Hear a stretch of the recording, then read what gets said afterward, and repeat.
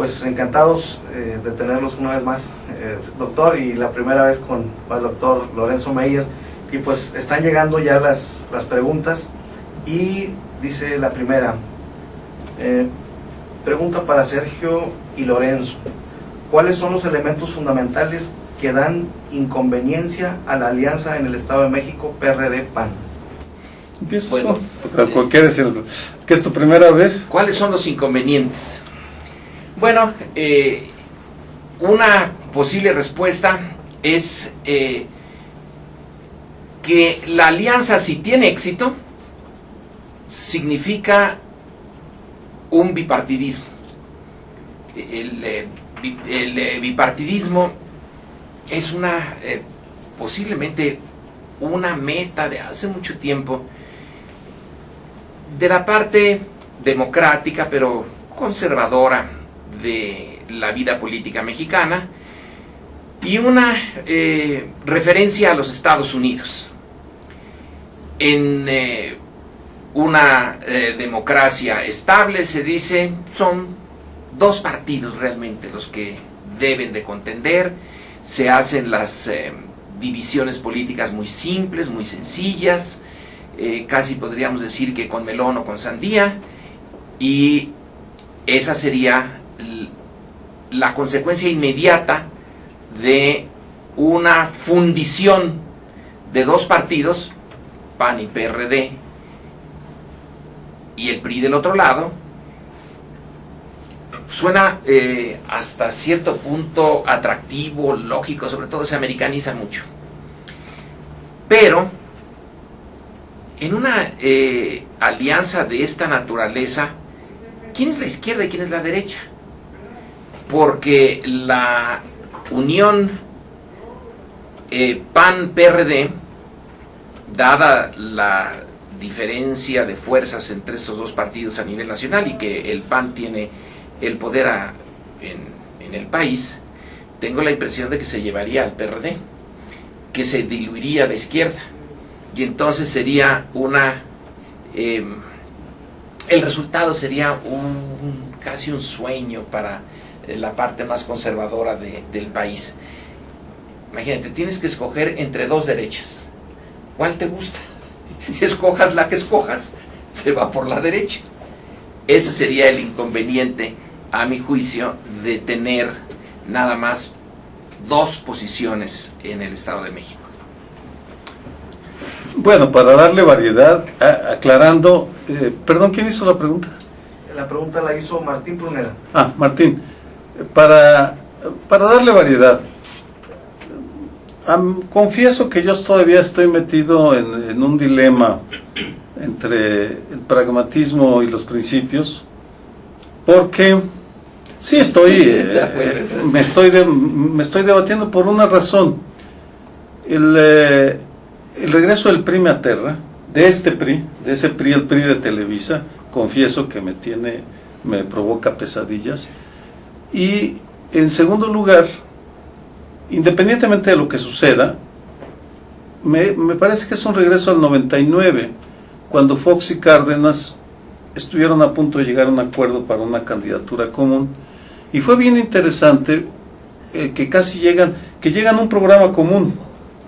Entonces, en el caso del Estado de México, con todas las dificultades que hay asociadas, tendría la curiosidad si llegan a ver qué programa común hacen, porque a diferencia de Oaxaca, Sinaloa y Puebla, que fue un candidato, pero que no era necesariamente, no tenían que registrar el programa, en el Estado de México tendrían que hacerlo.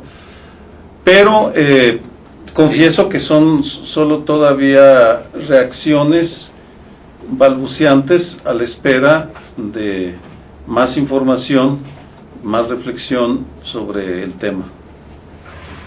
Pues muy bien, nos pregunta por Twitter Luis Nieto, pregunta: históricamente, ¿quién ha sido estadista en México? Pues todo depende de la definición, y una definición sencilla pero no falsa es que estadista es ese tipo de responsable político, responsable o de un partido o ya de una administración, que toma decisiones en función del plazo más largo que pueda imaginar, pero en cualquier caso más allá del propio. Entonces, la visión que tiene es una visión larga y que puede requerir tomar decisiones que a la corta le causen problemas y que a la larga puedan intentar resolver un embrollo, pero ya no lo benefician a él, sino al futuro, a la colectividad futura. Alguien pues que es capaz de asumir los costos políticos sabiendo que probablemente no pueda recibir los beneficios políticos. Esa sería una de las formas de definir quién es estadista y quién es simplemente político. Los hemos tenido en México, estadistas de ese calibre que toman decisiones de muy largo plazo en contra de sus intereses inmediatos, sí. Uno de ellos, el que se me viene a la mente en primer lugar, sería Juárez. Juárez, cuando por ejemplo responde a Maximiliano, que ya acaba de llegar a México y que va en ese momento pues con todas las cartas sobre la mesa, porque tiene prácticamente todas en su poder, tiene sobre todo el apoyo militar francés y parece que el futuro es suyo, e invita a Juárez a ser parte de su gobierno. Es una invitación muy amable, civilizada, y Juárez, que va corriendo, que ya no tiene ejército, que simplemente está dando terreno, cediendo terreno, y se va al norte, hasta prácticamente perderse, le responde diciendo, en fin, que agradece su carta, le responde rápido porque él tiene cosas que hacer, y le dice a Maximiliano que él no tiene por qué andar ofreciendo nada, ni tiene ningún asunto en este país, pero el que va ganando es el que ofrece, el que va perdiendo es el que no acepta la oferta. Ante sí, lo más seguro es que tenga la nada, la desaparición, y sin embargo toma esa decisión como político, como estadista, no como político. También se me ocurre el caso de Cárdenas cuando expropia la industria petrolera. Se echa la responsabilidad de enfrentarse a los intereses extranjeros, sabiendo que el petróleo, en caso de que el Estado lo administre bien, etcétera, beneficiará en el largo plazo a otros, no a él. Ahí hay dos ejemplos de estadistas en México. Añadiría un tercero, el hijo de Lázaro Cuauhtémoc, porque cuando lo derrotan por medio de un fraude en el 88, él pudo haber seguido los pasos de otros líderes que fracasaron.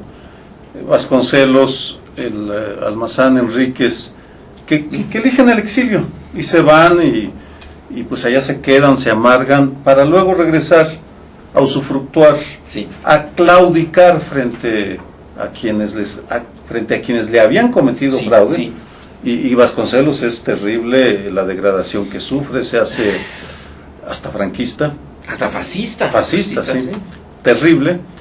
Cárdenas lo derrotan y se queda a construir un partido de izquierda, vamos, contra todos sus intereses, y se juega no solo su capital político, sino económico, y arriesga la vida para construir un partido de izquierda que luego entra en el laberinto de sus contradicciones, para ponerme octaviano, pero sí lo incluiría como estadista a Cuauhtémoc.